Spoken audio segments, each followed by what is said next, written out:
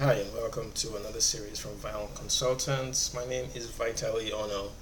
Today, I just want to go over the Couchbase console or the Couch database. Just an overview for those of us that just trying to understand maybe like a layout or the user interface of the console. So when you go to the Couchbase website and download the database, it creates an icon on your desktop.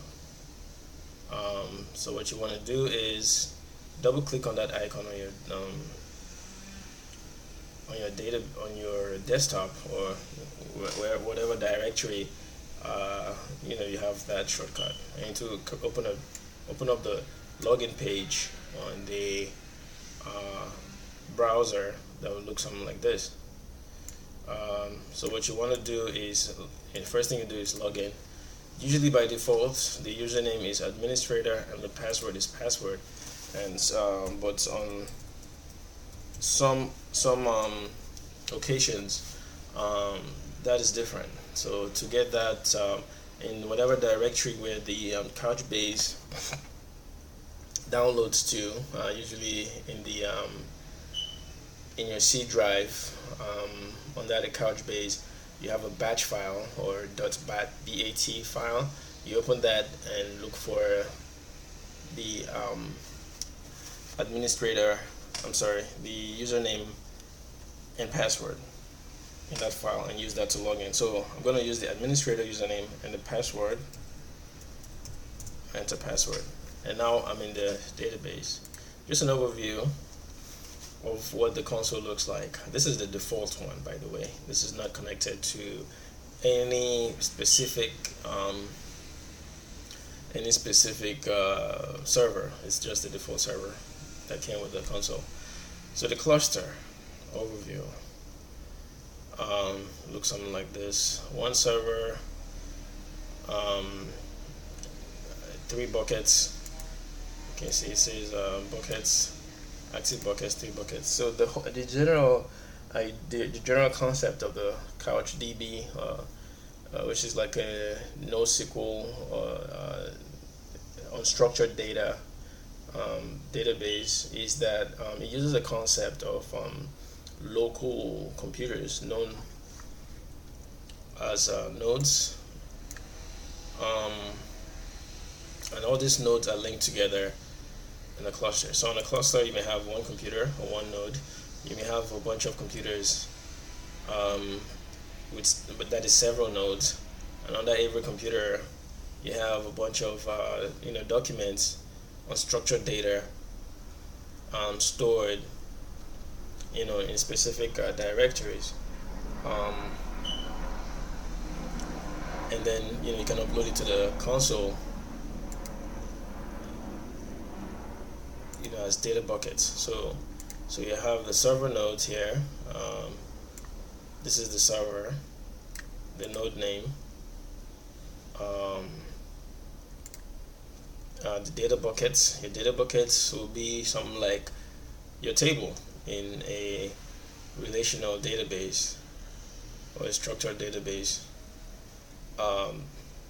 So in this data bucket, we have different bucket names.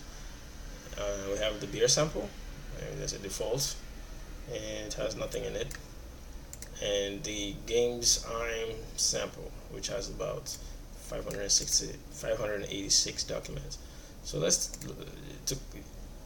look at the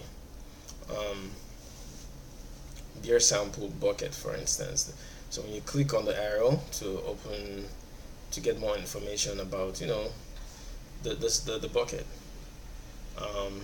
it just tells you what quota for the cluster is allocated to this, storage size, just general information. But to get more details about what the contents of this beer sample, I can either click on the beer sample link, or I can click on the documents. I'll click on the documents. So you have a bunch of documents. If you can remember, it says we have 7,303 documents in here. but you can see here it has 1, 2, 3, 4, 5 documents. But that's not all, because there's an arrow here you can click on. It just keep going on and on and on. If you want to look at everything in that document. So let's look at this 3 fontining. All right, never mind about the pronunciation, but I just want to look at the contents of this file. Boom, you click on that. It just shows you, the attributes of this file. So, and there's a specific syntax to the way you enter data in each file and save it, to each bucket. So if you want to change the bucket, so we're in the beer sample bucket, or if you want to change the default or a different bucket, you can do that here. If you want to delete this specific file, click on the delete. If you want to change the name, you can do that here. And one thing to note is that the files are saved in a JSON file. So if you create a text file, just change it to a .json. That's a JSON file. So that's the concept. Unstructured data is in this format, as opposed to structured data that is in tables. When you come to a relational database like the Oracle or SQL Server.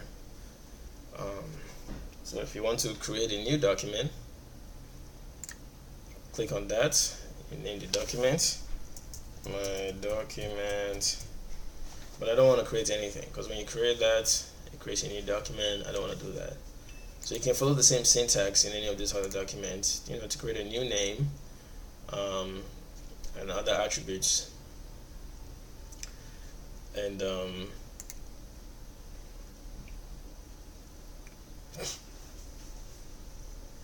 you can to add to the list of documents in here.